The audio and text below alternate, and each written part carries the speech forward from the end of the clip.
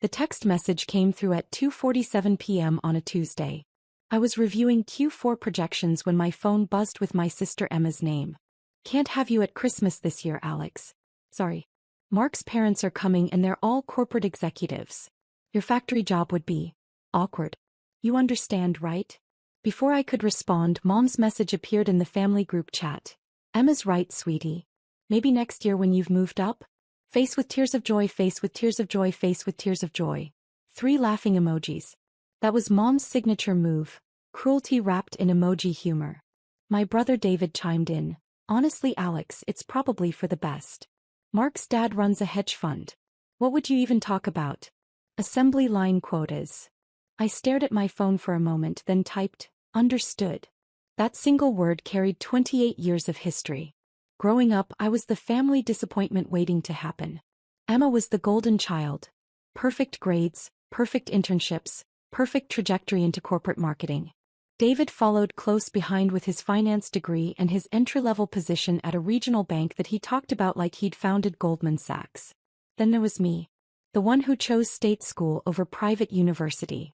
The one who majored in industrial engineering instead of business.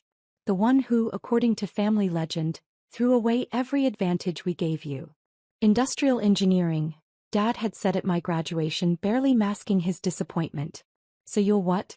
Manage factory floors." "Something like that," I'd replied. What I didn't tell him was that I'd already accepted a position with Meridian Industries, not on the factory floor but in their management training program. What I didn't mention was that the CEO, James Chin, had personally recruited me after I'd presented a revolutionary efficiency model at a university conference that would save manufacturing companies millions. What I definitely didn't share was that James had looked at my work and said, "You don't think like an engineer. You think like someone who's going to run a company someday." I was 22 and I made a decision that day. I would build something extraordinary and my family wouldn't know about it until I decided they deserved to know. The first 5 years were intentional obscurity. I worked 100-hour weeks redesigning Meridian's entire production infrastructure. I traveled to factories across 3 continents. I learned everything: supply chain logistics, labor relations, materials science, automation integration, financial modeling. When family asked about work, I kept it vague. "Oh, factory stuff. Process improvements. Pretty boring." Emma would wrinkle her nose. "God, I couldn't do it. All those machines and noise and working-class people. Don't you feel like you're wasting your degree?" Sometimes, I'd lie while mentally calculating the $47 million in cost savings my latest efficiency model had just generated. By year 3, I was Director of Operations. By year 5, I was VP of Strategic Development. By year 7, James Chin called me into his office with an offer that would change everything. "I'm retiring in 18 months, he said. "The board wants you as CO. I was 29 years old. "There's a condition," James continued. "We're going public. The IPO will make this a $200 million company overnight. Maybe $300 million within 2 years. You'll own 22% through stock options and performance incentives. Are you ready for that spotlight?" I thought about my family. About the laughing emojis and the condescending questions about my factory job. About being uninvited from Christmas because I'd embarrass my sister in front of her executive future in-laws. "I'm ready," I said. "But I want to control the narrative. Keep my name out of the press until after the IPO. No Forbes profiles, no media appearances. We announced the transition 6 months after we're public and the stock has stabilized." James raised an eyebrow. "That's unusual." "I have my reasons." He studied me for a moment, then nodded. "Your company, your rules. Soon anyway." The IPO happened on a Tuesday in March. Meridian Industries went public at $18 per share. By market close we were at $31. The company was valued at $387 million. My 22% stake was worth $85 million on paper. I celebrated by eating takeout Chinese food in my home office, reviewing acquisition targets. The family group chat was active that night. Emma was planning her June wedding to Mark Stevenson, whose father Richard owned Stevenson Capital Management. The wedding budget had apparently hit $150,000. "Mark's being so generous," Emma gushed. "His parents are contributing $75,000. Can you imagine?" Mom responded, That's what happens when you marry into quality, sweetie. Not like some people who'll probably end up with a factory worker husband faced with tears of joy. I didn't respond. I was too busy approving the purchase of a controlling interest in 3 suppliers that would vertically integrate our supply chain and add another $50 million to our valuation. Over the next 6 months, I transformed Meridian into an industry giant. We acquired 2 competitors, opened manufacturing facilities in 4 new countries, and pioneered automation technology that MIT would later call revolutionary. Our stock climbed to $52 per share. The company was now worth $680 million. My personal net worth crossed $149 million. Forbes called requesting an interview with our mysterious CEO. I declined. Wall Street Journal wanted a profile. I sent our PR director instead. I attended board meetings, supplier negotiations, and strategic sessions, but I stayed out of the public eye. At family dinners, the ones I was invited to, I remained Alex, who works at that factory. Still doing the factory thing? Uncle Robert asked at Thanksgiving. Still there, I confirmed, cutting my turkey. Well, at least it's steady work, he said, the way you'd compliment someone for showing up consistently to a mediocre job. In this economy, steady is good. Emma jumped in. Alex is actually really good at what she does.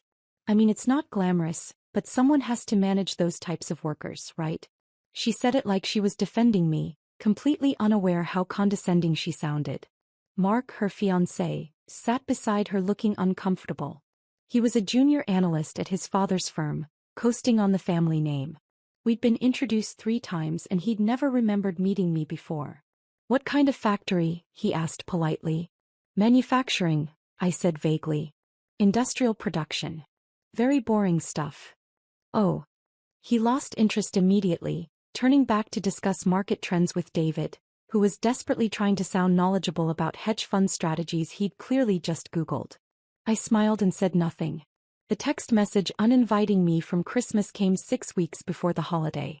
I was in the middle of finalizing our biggest acquisition yet. A $200 million purchase of Techform Industries that would make us the dominant player in automated manufacturing systems. Emma's words stung less than they might have years ago.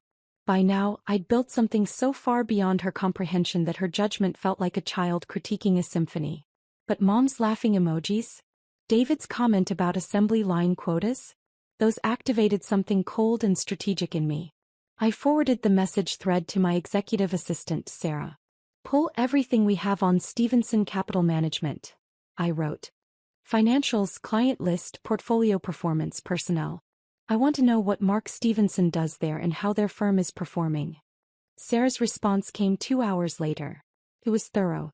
Stevenson Capital Management was struggling. They'd made several bad bets on tech stocks and lost $40 million in the last 18 months. They were actively seeking capital infusions to stay afloat. Mark's role was junior analyst, basically a title his father gave him to justify his salary. He'd made exactly 0 successful investment recommendations in 2 years. And the kicker? They'd been trying to schedule a meeting with Meridian Industries for 4 months, hoping to pitch themselves as our investment management partner for our corporate treasury. Our CFO had been politely declining, saying our CEO would need to approve any such relationship. I smiled at my computer screen. Sarah, I wrote back, schedule that meeting with Stevenson Capital. Tell them our CEO will attend personally. December 20th, 2 p.m. Do not mention my name, just confirm the CEO will be there. Understood, she replied. Then after a pause, this is going to be fun, isn't it? Extremely, I typed. December 20th arrived with clear skies and temperatures hovering around freezing. I dressed carefully that morning. A charcoal gray suit from Armani, a silk blouse, and the Cartier watch my board had given me when we hit $500 million in valuation. My hair was pulled back in a sleek bun. I looked exactly like what I was. A CEO of a $680 million company who'd built an empire while her family thought she was checking time cards on a factory floor. The Stevenson Capital offices were downtown, in a building trying very hard to look more prestigious than it was. I arrived at 1:55 p.m. with Sarah and our CFO Robert Martinez. Conference room C, the receptionist said. They're expecting you. We walked down the hallway. Through the glass walls I could see them.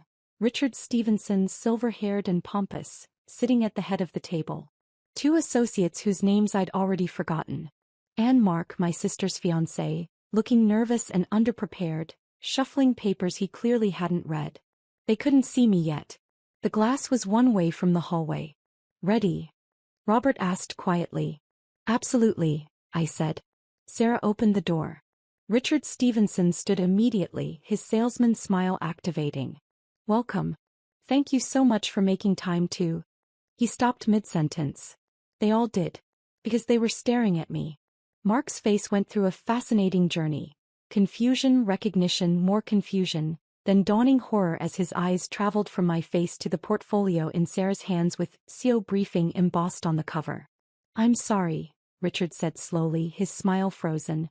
"There must be some mistake. We were expecting..." "The CEO of Meridian Industries," I finished calmly, extending my hand. "Alexandra Morrison. We've been corresponding through intermediaries for several months. I apologize for the delayed response. Our acquisition schedule has been quite aggressive this year." I watched Richard's face as his brain tried to process this. His eyes darted to Mark, whose face had gone completely white. "Morrison," Richard repeated. "I took my husband's name when we married 3 years ago," I explained smoothly. I'd married Daniel Morrison, Meridian's chief technology officer, in a quiet ceremony in Napa. My family hadn't been invited. They didn't even know I was married. "But you might know me by my maiden name from the industry publications. Alexandra Chin. Though most people just call me Alex."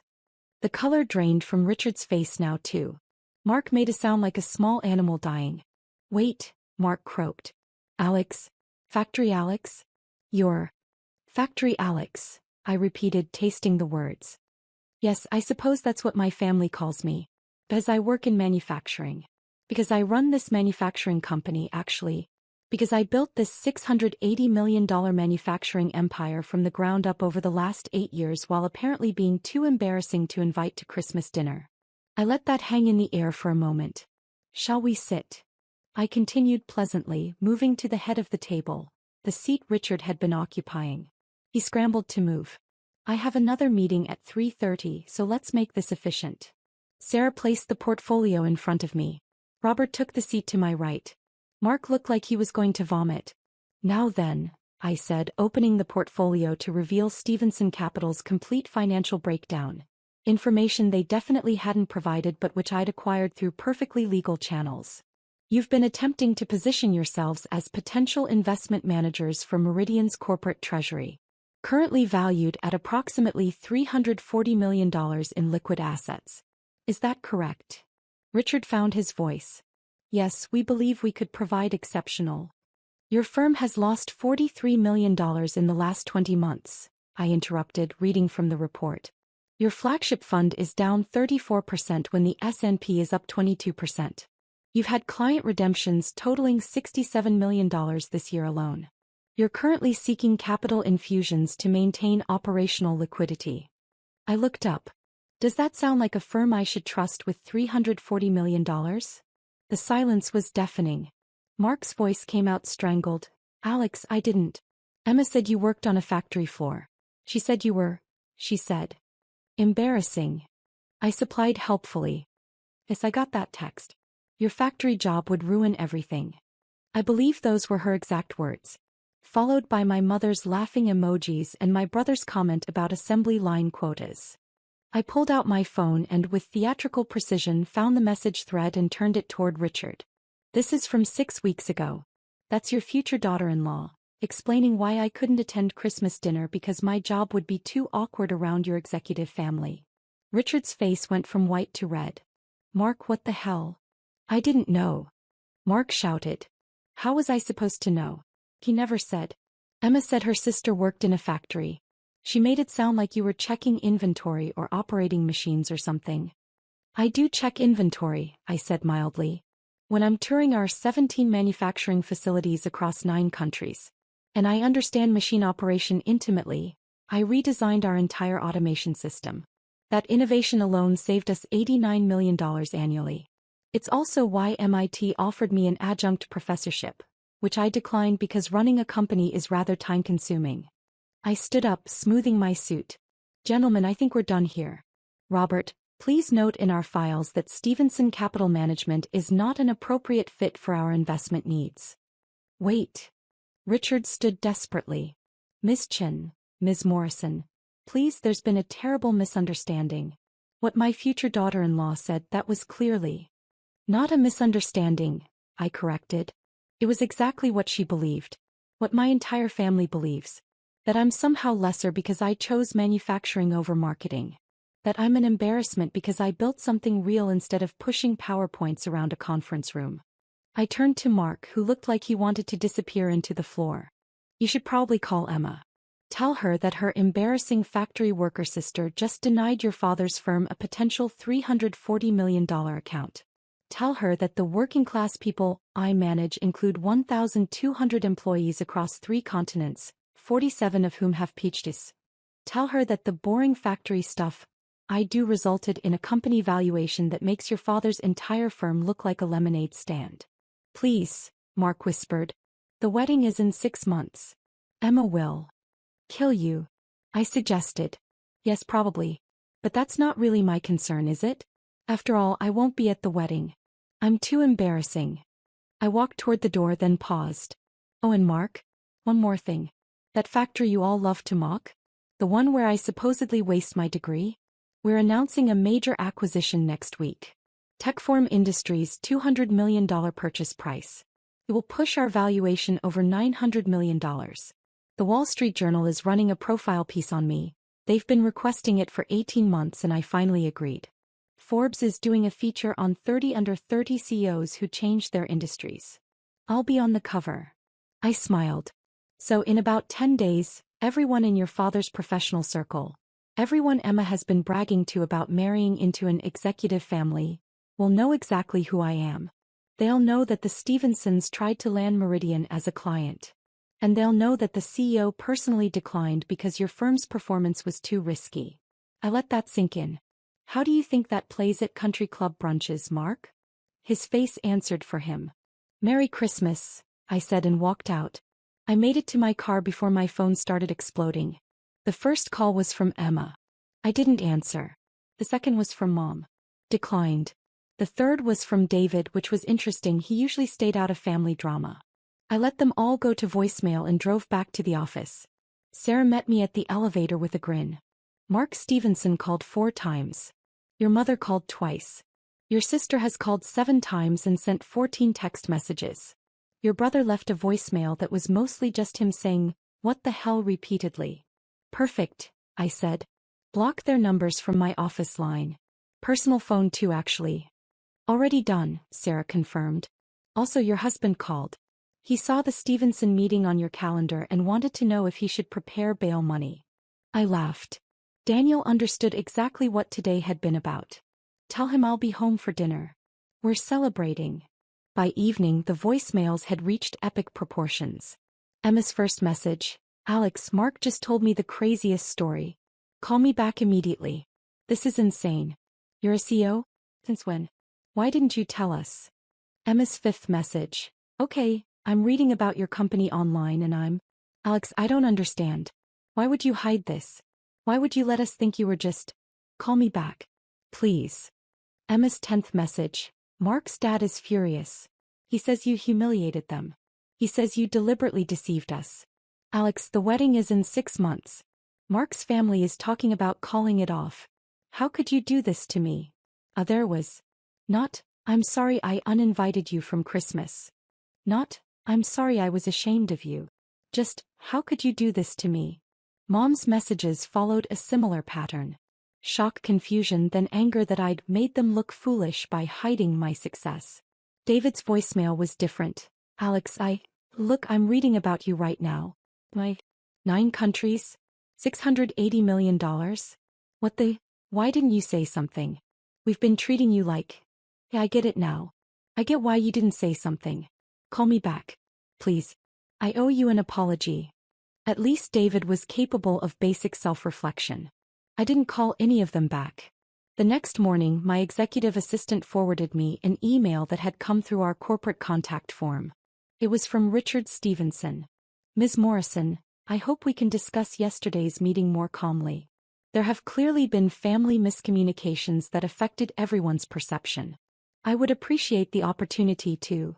I deleted it without finishing. An hour later, Emma showed up at Meridian's headquarters. Security called my office. Ms. Morrison, there's an Emma Chin in the lobby demanding to see you. She says she's your sister. She's quite insistent. Have security escort her out, I said calmly. Add her to the banned visitors list. Understood. 20 minutes later, my personal cell phone rang from a number I didn't recognize. Against my better judgment, I answered. Alex. Finally. They threw me out of your building. Emma's voice was shrill. Security. Your security threw me out. I'm your sister. You're a person who uninvited me from Christmas because my job was embarrassing, I corrected. That's not the same as being my sister. I didn't know. You didn't know because you never asked. You assumed. You looked at my life, decided it was beneath you and treated me accordingly. For 8 years, Emma.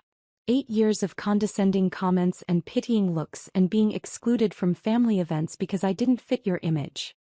I'm sorry. I'm sorry. I was wrong. But Alex, you have to understand. Mark's family is furious. They're talking about calling off the wedding. His father says you made them look incompetent in front of their whole firm. You have to fix this. The audacity was breathtaking. I have to fix this? I repeated slowly. Emma, let me be crystal clear. I built a $680 million company while you and Mom and David mocked me at every family dinner. I revolutionized an entire industry while you sent laughing emojis about my factory job. I earned a spot on the Forbes 30 Under 30 list while you were too embarrassed to have me at Christmas. And now you want me to fix your relationship with your future in-laws because they're upset that I exposed their firm's poor performance. It wasn't like that. It was exactly like that. You know what the worst part is, Emma? I would have told you. If you'd ever, even once, asked about my work with genuine interest instead of condescension, I would have shared everything. But you didn't want to know. You wanted to feel superior. That's not fair. Neither was being uninvited from Christmas. Neither were 8 years of being treated like the family embarrassment. So here's what's going to happen. Nothing. I'm going to do nothing. Mark can explain to his family why their firm isn't qualified to manage our investments. You can explain to your friends why your CEO's sister won't be at your wedding. And I'm going to continue running my company and living my life with people who actually value me. Alex, please. I hung up. The Forbes article came out on December 28th. The headline read, "The CEO who built a $680 million empire in secret. Alexandra Morrison's unconventional path to manufacturing dominance." The photo showed me in the main facility surrounded by advanced automation systems, looking every inch the executive I was. The article detailed my rise from management trainee to CEO, the revolutionary efficiency models I'd pioneered, and the aggressive acquisition strategy that had transformed Meridian from a mid-size manufacturer into an industry titan. There was a particularly good quote. Morrison is part of a new generation of CEOs who understand that manufacturing isn't a dying industry. It's the foundation of everything. While others chase software and finance, she's building the infrastructure that makes modern life possible. And she's doing it better than anyone else. The Wall Street Journal piece ran the next day with the headline, "The manufacturing mogul you've never heard of until now." By New Year's Eve, I'd received interview requests from Harvard Business Review, Fortune, Bloomberg, and CNBC. I accepted them all. Emma's wedding happened in June. I wasn't there, obviously. I heard through cousins, who'd started reaching out to me with suddenly friendly messages after the Forbes article, that it was nice but tense. Apparently, Mark's family attended, but the Stevensons' social standing had taken a hit when word got out that they'd lost a potential $340 million client because the managing partner's son had insulted the CEO's family. Emma and Mark moved to a smaller apartment than they'd planned. The wedding gift money from Mark's parents was apparently less than expected. Mark's father had suggested he take some time to learn the business, which was corporate speak for, "You screwed up monumentally." Mom tried to arrange a family dinner in July to clear the air. I declined. David was the only one who actually earned his way back into my life. He showed up at my office 6 months after the Stevenson meeting, properly scheduled through my assistant, and spent an hour genuinely apologizing. Not excusing, not explaining, apologizing. I was a condescending jerk, he said simply. I was so busy trying to feel important because of my entry-level bank job that I completely missed the fact that you were actually important. Actually building something. I'm ashamed of how I treated you. It wasn't perfect, but it was real. I appreciate that, I said carefully. I don't expect forgiveness, he continued. I just wanted you to know I see it now. What you built. What we missed. And I'm sorry. We have coffee sometimes now. Slowly rebuilding something that might eventually resemble a sibling relationship. 2 years later, Meridian Industries crossed $1.2 billion in valuation. My personal net worth hit $264 million. We'd expanded into 14 countries and employed over 3,000 people. MIT invited me to deliver the commencement address. The White House asked me to join an advisory committee on American manufacturing. I bought a house in Napa Valley with a view of the mountains. Daniel and I hosted dinner parties for friends from the industry, people who'd earned their seats at my table through respect and capability, not blood relation. Last Christmas I spent the holiday in Aspen with Daniel, our CFO Robert and his family, and Sarah and her wife. We skied, drank excellent wine, and talked about the $400 million acquisition we were planning for the new year. My phone buzzed on Christmas morning. A message from Emma. Merry Christmas. I know I don't deserve a response. But I want you to know I think about that text every day. I was wrong. About everything. I hope you're having a wonderful holiday. I stared at the message for a long moment, then replied, Merry Christmas, Emma. It wasn't reconciliation. But it was acknowledgement that maybe someday there might be a path forward. Or maybe not. Either way, I'd be fine. Because I'd learned something during those 8 years of building an empire in secret. Family is about who shows up for you, who values you, who sees your worth even when you're still climbing. It's not about who shares your DNA. It's about who shares your table when you get to the top. And my table, metaphorical and literal, was full of people who'd earned their seats. Emma hadn't earned hers yet. Maybe she never would. But that was her loss, not mine. I put down my phone, looked out at the snow-covered mountains and smiled. Somewhere in another state, Mark was probably explaining to his parents why another investment opportunity had fallen through. Somewhere, Emma was probably wishing she could introduce her CEO's sister to her friends. Somewhere, Mom was probably telling people about her successful daughter, while conveniently forgetting the laughing emojis. But here in this moment, in this house I'd bought with money I'd earned building something extraordinary, I was exactly where I belonged. With people who'd never once thought my job was embarrassing. With people who understood that the best revenge isn't cruelty. It's success so complete that their opinion of you becomes irrelevant. And I'd achieved that years ago. On that December day when Mark walked into my office and saw the CEO nameplate on my desk. His screaming had been satisfying. But this life I'd built, this empire I'd created, this table full of people who actually valued me, this was victory.